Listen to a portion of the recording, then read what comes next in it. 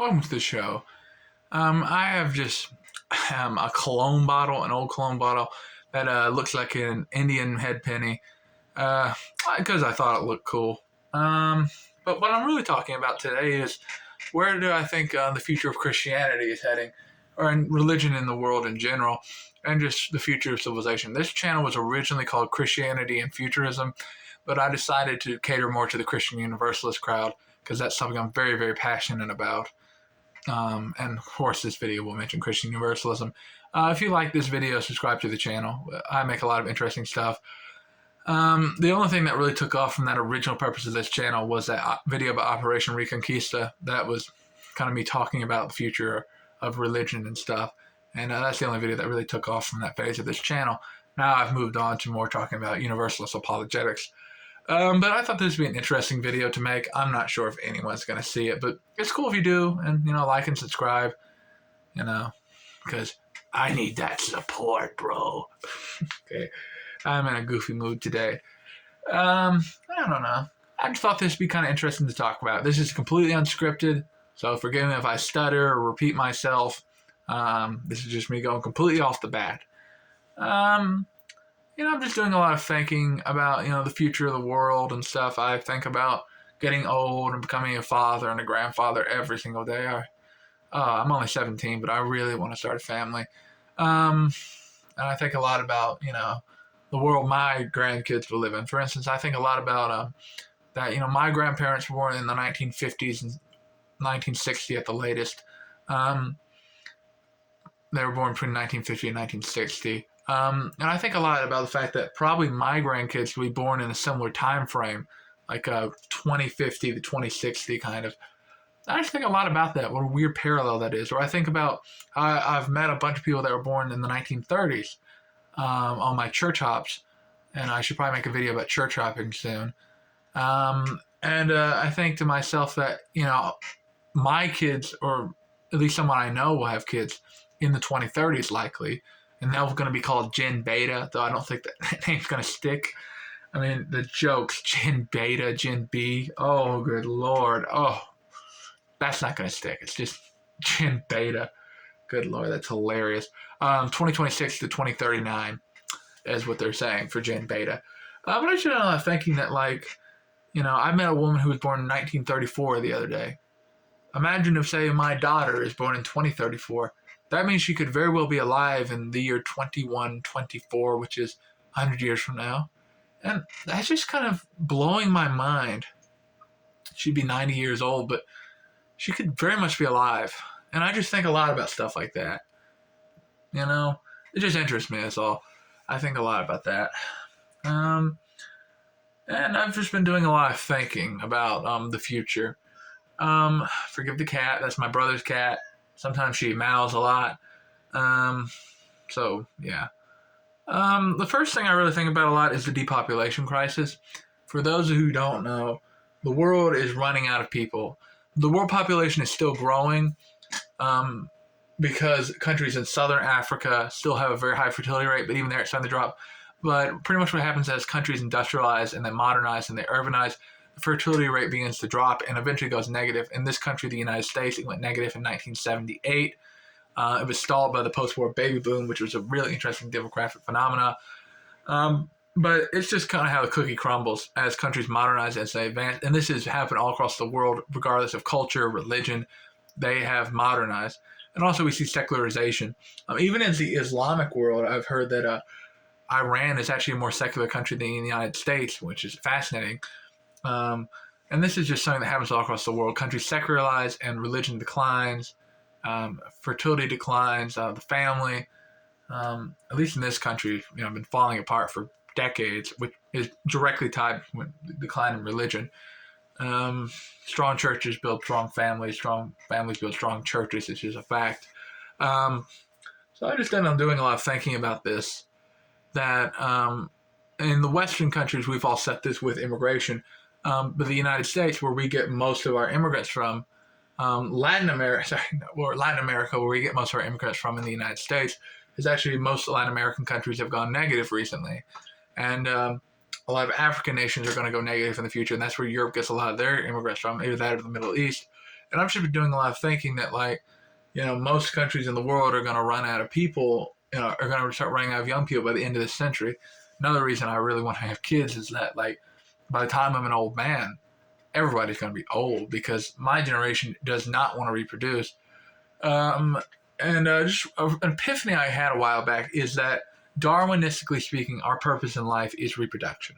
Our purpose is to, reproduce. A fascinating thought is that from a Darwinistic perspective, a redneck that had, 3 baby mamas and had like 16 kids was, more successful than St. Francis of Assisi because, St. Francis never reproduced and had any children, so his genes died off. Joe Redneck, and I say this as a redneck, evolutionarily speaking, did the right thing. Now, of course, I disagree with Joe Redneck. I definitely think that St. Francis of Assisi is a far more admirable man than Joe Redneck. But I don't know. It's just interesting to think about that. Like, here's the epiphany I had.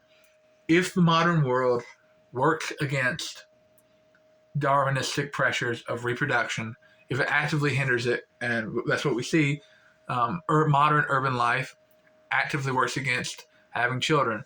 2007, I think, is the most important year of the 21st century. I say that because 2 huge things happened. A, the smartphone came out, and that, of course, has completely remade the world. I'm shooting this on a smartphone right now.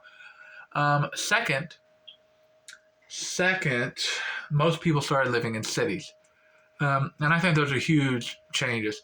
But what urban life does is it inherently increases the fertility rate. And it's just less pressure to have children. When you live in the city, you just don't need many children. Children go from being a liability, an asset, to a liability. On the farm, they can do the chores, they can do the work. I was watching a film called America around 1800, and you just wouldn't believe just how hard our ancestors had. For instance, like, to bake stuff, you had to wait 2 hours to heat up the oven. 2 hours. Or if you wanted to, like, say, get a stagecoach at like 3 o'clock, the family would have to stay up across the night and look at the clock because they didn't have alarm clocks in those days. And that really shows in that world, having children makes a lot of sense. Having a big family, and you also have to factor in the high disease mortality rate. A lot of children would die of disease, and that's why life expectancy was so low back then. People have always lived to 70 or 80 or 90. It says that in the Bible, 70, 80. I believe it says it in Psalms 90, which is the Psalm of Moses, historically. Traditionally speaking, it's the Psalm of Moses. And that's always been that way. It's been dragged down. If you have 2 twins, one dies as a baby and the other lives to 70 years old. Well, then life expectancy is 35 years old. So that's just an interesting fact. But what I realize is that the only people who are really having children right now are very religious people. Because religiously speaking, we have the commandment of God, be fruitful and multiply. And we see this that, right now the people in the West having babies are very, very conservative religious people. That'd be Orthodox Jews or very conservative Christians like the Amish. I think of the Dutch Bible Belt in the Netherlands, which is one of the most secular countries in the world.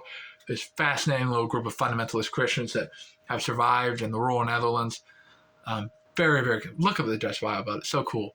I wouldn't want to live there, but it's fascinating to talk about. I think of the Amish. There will likely be several million Amish members in this country by the end of the century, just due to their very high growth rate. Very conservative Catholics and Orthodox Christians, they have lots of children. And just very conservative people have lots of children. Family studies. Son of a gun.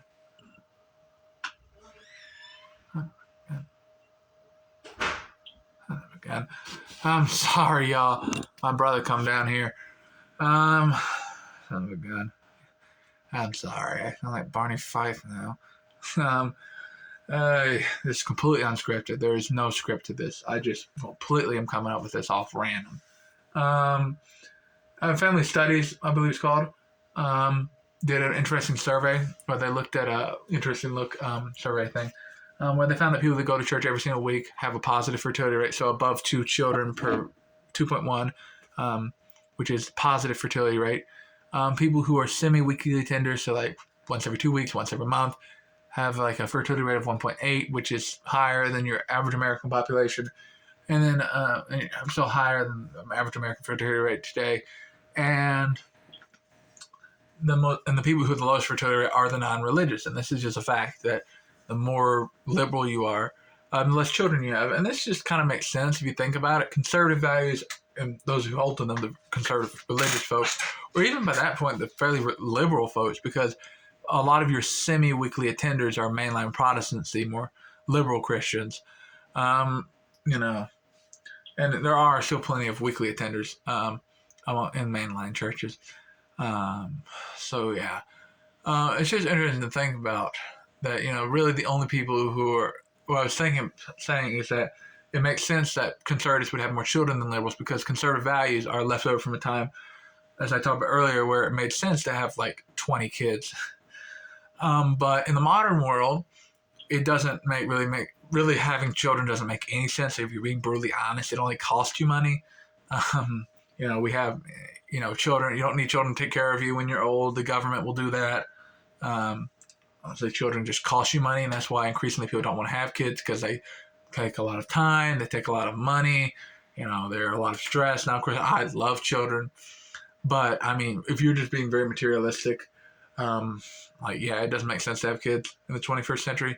At the same time, interesting thought I always said is that like people say it's a choice not to have children, but like if you really take it to a logical extreme and say that enough people make that choice, then society would collapse, and that's actually what we're seeing right now. So many people are choosing not to have children, or only having like one or two, maybe three. The people who are having a lot of children are not making up for people who are not having any. And I've just been doing a lot of thinking that pretty much what I was arguing is, evolutionarily speaking, if modern industrial civilization gets in the way of our fundamental evolutionary urge to reproduce, then modern civilization will not exist. That's what simply I'm arguing. I don't think our descendants will completely abandon our technology. I may be wrong. I think of Howard Storm. Howard Storm is an Indier, and he was shown a vision of the year 2185 that could be. He seemed to be describing an open theistic case scenario.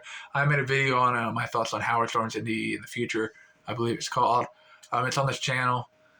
It was an interesting video, but he was shown a world where man essentially was living in the second Garden of Eden, where the earth had been transformed, and where people had pretty much gone back to a pre-industrial technological level. So all of advanced technology doesn't exist anymore, or has been abandoned. Of course, I don't have a clue if that world would be possible. It was done by a great spiritual awakening. And I suppose that's really what I'm heading towards. Will there be a great spiritual awakening? One thing I constantly think a lot about is the 40s trend. And that is that America has consistently had religious revivals in the 40s, decades, 1740s with the First Great Awakening. The Second Great Awakening did not start in the 1840s, but continued into the 1840s. And in the 1940s, we have the post-war religious revival, which is, while we associate the 50s as being such a religious time.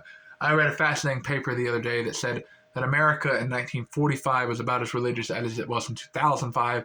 And this is because that post-war religious revival, and this is just true. I think of also when this country was founded, our founding fathers thought that, religion was going to wither away. And this was a popular consensus at the time as deism, the belief that God is far away and, the God of nature, and this idea that really takes off with the Enlightenment, was going to replace it. And, what is it? Jefferson said, there isn't a man alive today that won't see, any young man today will, see the Unitarianism becoming the predominant religion of the country, all those things. But of course that didn't happen because the Second Great Awakening happened, which brought back religion in this country. And we saw new groups like the Methodists arise. And I think actually the Methodists are a really good case study into what's going to happen to religion in the future of this country.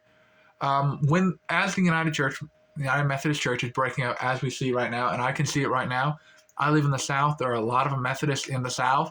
And over the last few years, I've seen several churches I live near, very close, disaffiliate, all of them rural. I've seen the establishment of a lot of lighthouse churches, which are these churches that, are meant to be homes. I could maybe make a whole video about the UMC breakup. I'm very passionate about it because I come from a Methodist background, and I am not sure if I'm going to become a Methodist or not. I really do like the Wesley brothers, especially Charles Wesley. John, if you look at the historical record, was a bit of stick of mud. This is a bit of a tangent, but John Wesley, never had children, and he had a wife for 20 years, and she ended up leaving him. Now, not to diss John Wesley, but man, he did seem to be kind of a stick in the mud if you look at the historical record. I still have a lot of respect for John Wesley. You know, he kind of founded a whole new form of Christianity. I didn't, so props to him.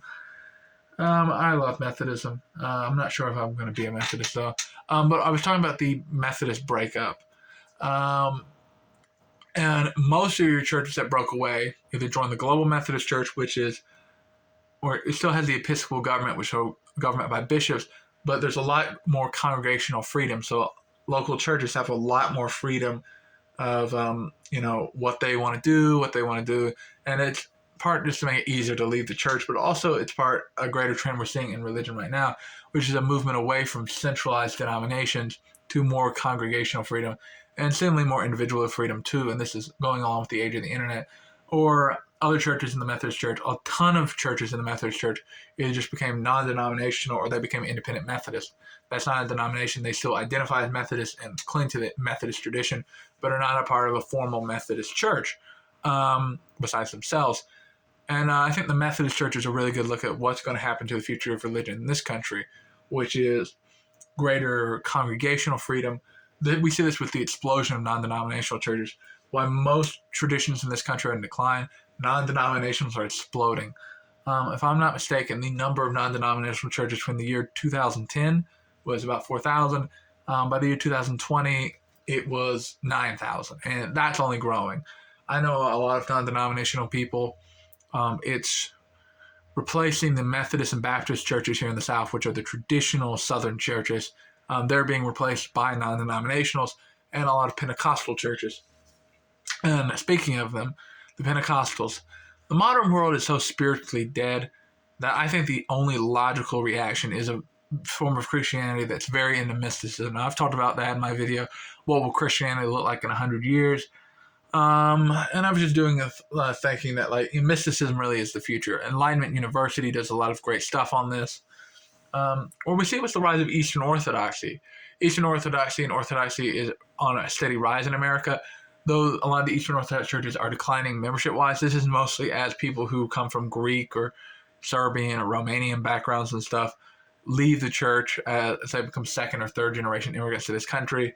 But they're being made up by the Orthodox Church. Really fascinating place right now, where it's losing membership as people from Greek and Eastern European backgrounds leave the church, second or third generation immigrants to this country. But converts come in, Protestant, Catholic, non-religious converts come in. And it's just a very fascinating place to see the church in. Orthodoxy in America and Pentecostalism have two things in common, one thing in common, big thing, and that's mysticism. They're both very mystical forms of Christianity. Gotta clear my throat. Sorry, I'm clearing my throat. That was a completely unscripted video. I'm just going off random here. And I was thinking that both of these churches have mysticism. They're very mystical. They're very much not what you would expect a church to be. And another example, what happens when a religion becomes detached from mysticism is Methodism. Methodism, 100 years ago, 200 years ago, the 1840s, was the largest denomination in this country. It went from being only a few hundred Methodists in this country in the time of the Wesley brothers to there being well over 1 million by the 1840s. Methodism exploded, became the biggest church in America, North and South. It was huge. And this is because Methodism taught it was a religion of the heart. It was born again. It really connected the people in a way that just the Methodist Church doesn't anymore. And that's why Methodism has been in precipitous decline. The UMC breakup is really, I think, just an end of an already dying tradition. I mean, I still think Methodism will be here, but Methodism is dying. And that's because Methodism is no longer in touch with the heart. Or I see other traditions like the Church of Christ. The Church of Christ was this Christian church tradition is this movement that is just completely just comes out of nowhere, really. It's just this whole new form of Christianity, and it spreads through America like wildfire. And then it just kind of is dying off in the modern day. I'm not sure. They're very congregational, so we don't really know precise numbers, but we know the disciples of Christ, the more liberal churches, decline precipitously. And it seems to me the Church of Christ, in my experience, is declining pretty hard too. And they're just another really good example of a dying religion that once was doing very well. And we see it in regions. New England was once the most religious part of this country, the United States, but religion there was so intellectual. Um, really, what I always say is that in the North, they taught that you connect to God through your brain. And I'm watering it down here, that the way you connect with God is with your brain. And this is why the North has such great schools today, but so many empty churches, because that form of Christianity, though very intellectual, is very spiritually dead, because it's all about your brain, your brain, your brain. And I just hate that form of Christianity. I don't hate it, but I just like it because it talks about God like it's just something you read about in a book. Um, and then I think about the South. The South is the polar opposite. The South really taught that Christianity is the way you connect with God is in your heart. And this is why Christianity down here is so obsessed with a personal relationship with Jesus Christ and being born again, and why you're obsessed so much with the Bible alone, because it's all about your personal relationship with Jesus. God speaks to you for reading the Bible is what I was taught. So that's really kind of the defining difference. And you really see it that in today's world, the North is very, very secular. If you're a European watching the New England, and it's very similar to Europe, religiously speaking. A lot of people identify as Catholic or Congregationalist, but they don't really believe it. This is pretty common still. Meanwhile, in the South, where religion was far more about the heart and not very intellectual, we see this, I think, with the Scopes monkey trial is the perfect example of this. This northern, increasingly secular society going up against rural, very anti-intellectual Christianity. And who's still here today? The North has, precipitously declined, and the South is still seeing some decline in religiosity, but it's holding strong in comparison. And I'm not anti-intellectual. I definitely think Southern Christianity has issues too, but I'm just pointing out that because Southern Christianity is far more focused on the heart and not on the brain, that it's still here, and it's still going to be here. So yeah, another big thing I want to focus on is the internet. The internet really is, what the printing press was in the 15th century for the 21st century. It took about 60 years from the invention of the printing press for the Protestant Reformation to happen. And what the printing press really did is that it allowed all these movements to reform the Catholic Church to take off because, A, everyone could read their own Bible now, because they went from being like, it took 6 months to make a Bible by hand, and they had to chain them up because, they were costing an arm and a leg to make. 6 months to make a book. We went to, you could mass produce them, and they were in Latin, so at the time only the educated could read them. But it's just interesting to think about that now the internet is the equivalent. One thing I think about a lot about is the Book of Enoch. The Book of Enoch is this weird book about angels, and it's it's written from the perspective of the biblical patriarch Enoch. It was, of course, not written by him. It was written hundreds and hundreds of years after his death. It's like 108 chapters long. Fascinating little book. And it's just fascinating big book. And it's one of the perfect examples of a weird belief that's spreading because of the internet. There are increasingly larger and larger numbers of Christians, and in my youth I actually fell for this, that think the Book of Enoch should be added into the Bible. And we're seeing this movement kind of people rediscovering ancient texts, whether it be atheists or Christians that think that stuff like the Gospel of Thomas, the Book of Enoch, they call it the Apocalypse of Peter, Gospel of Mary Magdalene, Gospel of Judas, a lot of Gnostics, and other weird stuff like the Book of Jubilee should all be added into the Bible. And, it's just interesting to think about that. Like, these weird beliefs are spreading because of the internet. I've met people in real life that are interested in the Book of Enoch, like, think it's important and stuff to their faith. And a prediction I've made for years is that the Bible alone Christians, since they don't really believe in authority besides the Bible, they don't really hold the church tradition, as they learn more about all these apocryphal texts and stuff, are going to start adding them into their copies of the Bible. They're going to start making essentially their own biblical canon. I really do think this will happen because, if your only source of spiritual information is the Bible, and you see all these other interesting books there, like, hey, those are cool, why not add them in? Yeah, I think we're going to see a broader canon among very, very Bible-alone Christians. At the very least, I think the Book of Enoch is going to make it to the mainstream. I do a lot of thinking about this kind of thing. And of course, really what I advocate for on this channel, Christian Universalism, is a good example. Christian Universalism goes back to the ancient church, early church, New Testament, I believe it too. And there's a lot of figures, but it died off it didn't die off entirely, but it became a very fringe position for hundreds of years in the church. And then around the time of the Reformation, because of the printing press, it really made it back into the mainstream. It was so successful, for a time that the Universalist Church in America was founded. Interesting. And connecting back to Methodism, I'm talking a lot about Methodism in this video. It's kind of, I guess, the reference point of like religiosity. It was founded by a lot of ex-Methodists who come up out of the Methodist movement. And it's actually theorized that the Wesley brothers may have become Universalists towards the end of their life. And a really interesting thing, I was reading a book about Methodism from like the 1840s by a Methodist minister, and he talked about he was once a Universalist and talked about there was a bunch of books on it. And in my understanding of my looking at 19th century American religious history is that in that day, there was a bunch of books about Universalism, and Universalism was spreading. The Universalist Church was growing before the Civil War. And then it kind of is on decline. And even then, Universalism still is is a major religious tradition in America. A lot of Universalists, for instance, they didn't have a church, but they would read Universalist newspapers and stuff. And this is just an interesting fact that like Universalism was able to spread once in the past due to the newspaper. I especially look at 19th century America and 18th century America and all this religious freedom. And then we were massively set back by the founding of the Unitarian Church.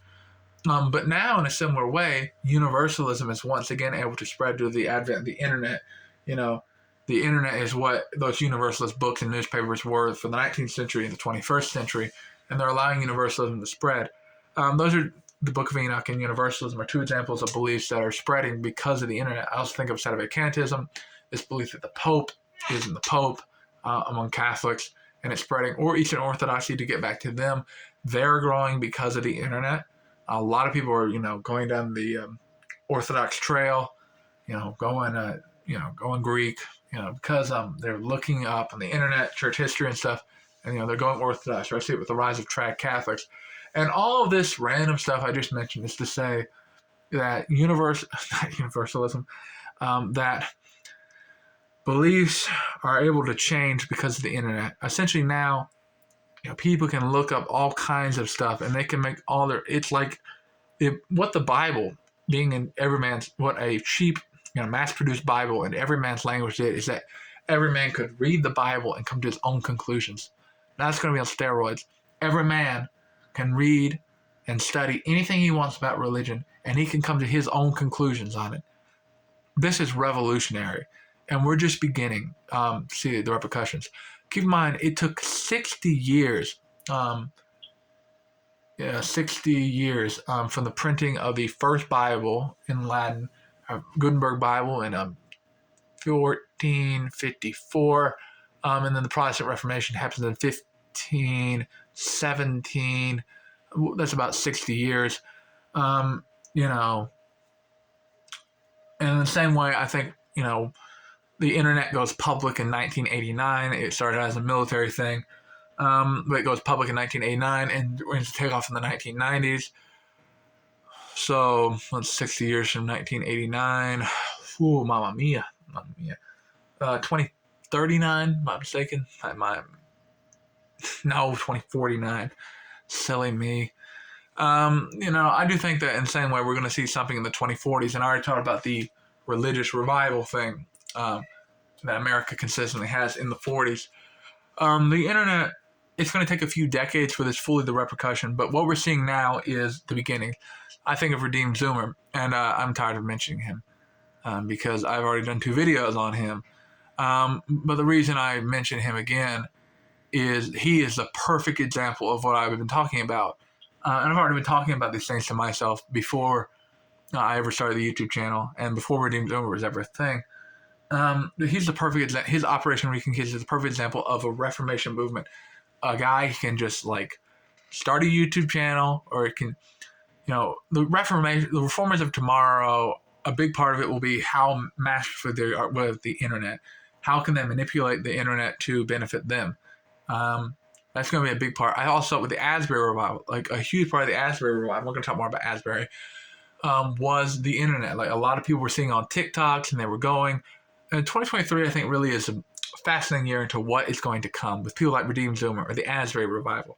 These are things that were able to manipulate the internet to help further their religious goals. Operation Reconquista is an internet-led movement, and I will probably, next time he publishes another video about Reconquista, will probably remake my older video about Reconquista because there's been some interesting developments in Reconquista that I want to talk about. And I've just been waiting for an excuse to make another video about it. So I'm just doing some thinking. It's just, what I was mentioning is that it took 60 years for the full repercussions of the Bible being mass printed to truly break out in 1517 when the Reformation happened. It will likely take a generation for the full repercussions of what's happening now with Gen Z and the internet, and also secularization, as the amount of nuns, people who have no religion, is exploding. And this is really the first example of what the internet can do, is new atheism. New atheism begins to take off in the late 1990s and then really takes off in the beginning of this century. And, in the 2000s and early 2010s, new atheism was a really big deal. A lot of major figures. And a lot of people left Christianity because of the internet. They could hey, a lot of this is BS. And I say that as a heretic to the mainstream Christian establishment. A lot of what your evangelical Christians and others are teaching is BS, total BS. It's a load of crap. And they were able to correctly poke holes in a lot of the evangelical establishment, which was founded by boomers with the Jesus movement and all that. We're going to get into that later in this video. And this is really the first example of what the internet can do with religion. Is a lot of people lost their religion, and now here we are, about 15 years later. An increasing secular culture, people are starting to study the God, and they can literally learn anything they want about God now from the internet. And now we're starting to see new movement rise up, and we're starting to see new things. I have a prediction that the major figures, the Billy Grahams and your Fulton Sheens of the next generation, are going to be people who grew up non-religious. I would posit people like Redeemed Zoomer or Orthodox Kyle, and I'm getting ready to make a video about Orthodox Kyle. And people who grew up non-religious and then became Christians, and they're the perfect example of this new generation that are going to come from non-Christian backgrounds, and therefore that'll make them far more pious and devout in their Christian faith. So yeah, I hope this is an interesting video. I'm completely going off random here. But I don't know, it's just interesting to think about that, the digital revolution is going to completely remake everything. Also, we see how the internet is going to change the church with the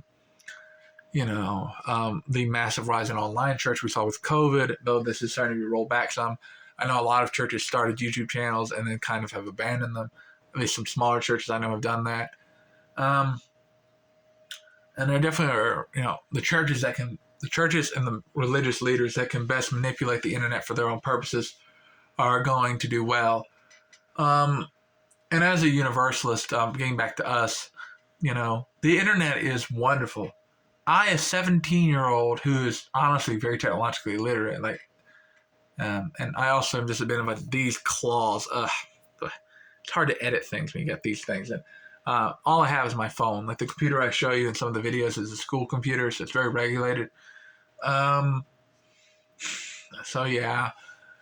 And I've been able to make stuff that my most viewed video is over 2,000 views. It's fascinating. It's just a little YouTube short. And even then, I have some 17-year-old living with my parents still, because I'm only 17, still in high school, and I'm able to reach an audience of an international audience. That would have been impossible 20 years ago. Now it's the norm. It's just interesting to think that the internet is going to completely remake religion, completely remake the world. Anything else? Religious people have a massive fertility advantage. People are very spiritually hungry in the modern world. Our society is clearly falling apart right in front of our eyes. It clearly is. right now, I think we're going to see the end of the humanistic age. I talked about that earlier in the video. That we're living in the humanistic age. At least I believe I did. That might have been another video. Oh man, that we are living in an age where man is essentially a god in his own eyes, and that's why we think we're better than everyone else who ever came before. Another reason religion is declining. But now, people are, I think, are starting to wise up. I think we also kind of see it with political religion. Right now, my generation, I think, has filled the void of religion in their lives by becoming really, really, really political. Like, politics is God now. We've thrown out the Ten Commandments for the Democratic and the Republican parties. So, yeah. Well, what else was I going to say? We've thrown out religion for the Democrat and the Republican parties. I mean, our new God is politics. People talk about how I left the left or how I became left the right. And they talk about like a religious conversion story because politics is the new religion. It really is. I don't think it's a very sustainable religion. Honestly, the political systems are just crappy now. They just cannot replace the religions. The problem with man-made stuff, the problem is the things that do not believe in objective morality, and that's really anything that does not believe in a supernatural thing because ultimately, the origins of morality, if you don't believe in the supernatural, is man, is that they can be shifted and manipulated. And that's why ideologies and stuff have not been able to hold together for hundreds of years, for thousands of years, like religions have. We see, of course, with the failures of communism and fascism in the 20th century, they could just, warp what they were saying, what they were preaching, because there is no objective morality. Religion has survived for thousands of years, and it will continue to. We have the fertility advantage, and it's just interesting to think that we are living in a new Reformation, the beginnings of it. Second Protestant Reformation really is on the horizon, at least I hope. And one other thing, this is something I found very interesting. There is the place I do think is most likely for this thing to happen, though I could totally be wrong, is America, but very specifically the West Coast. And the reason I think that is the West Coast has had a lot of major religious movements over the last century or so coming out of it. Pentecostalism, a form of Christianity that's now practiced by hundreds of millions of people around the world, came up out of the West Coast in 1906 with the Azusa Street Revival. The Jesus movement, which is what created modern-day evangelicalism, came up out of the West Coast. The New Age, which is a new religion altogether, came from the West Coast. Mormonism did not come from the West Coast, from the West, but it really took off there. Mormonism is a whole new religion altogether, too. A lot of alien worship is centered in the West Coast because of Roswell, the West, because of Roswell on Area 51 and stuff. So I just think the West is the greatest potential because it's still a very spiritual part of the country, but does not have an organized dominant religion like the South has the Baptist and the born-agains, who very much control what religion is down here. So by religion, we're still a very religious society, but we have an established form of religion that can only change so much. It's only willing to change so much. But the West Coast is still very spiritual, but does not have an establishment to choke out new ideas like the South does. So I think either the West or the South is probably going to be where the new Reformation really takes place. Also, the West Coast is also a big center of the digital economy, though that's changing. Silicon Valley and all that's changing. The West Coast is likely to have hard times economically. I don't know. I just think also the West is really, really beautiful. I've long had a theory that beauty drives religiosity, and I think it's no coincidence. Beauty and religiosity are intertwined. I think it's no coincidence that as society got way more secular over the course of the 20th century and way more urban, that things just got really ugly. Like, modern buildings are hideous. Even most churches are hideous. The music is hideous. It's just ugly. Everything's a video for its own time, how ugly everything is. But I mean, our modern cities are appalling. Our modern churches are appalling. The buildings are ugly. The music's horrible. And we don't live in nature anymore. And nature's the most beautiful thing of all. But the West Coast, I was saying, is so extremely beautiful. The West, and not just the West Coast, but the West is so beautiful. And I'm talking about the western part of America for you international viewers. So beautiful. In fact, nature worship is essentially its own religion out there. It's here too, but I don't know. But what really interested me is that when Asbury happened, is that people were talking about how they had dreams of the sun rising up over the West Coast, and this is meant to symbolize a religious revival that they think will happen there. And something I talk about on this channel is that God speaks in dreams. In Leiden University, a Catholic, ultimately his journey back to Christianity was started because he asked God for him to dream the future, and he dreamed a little bit of the future.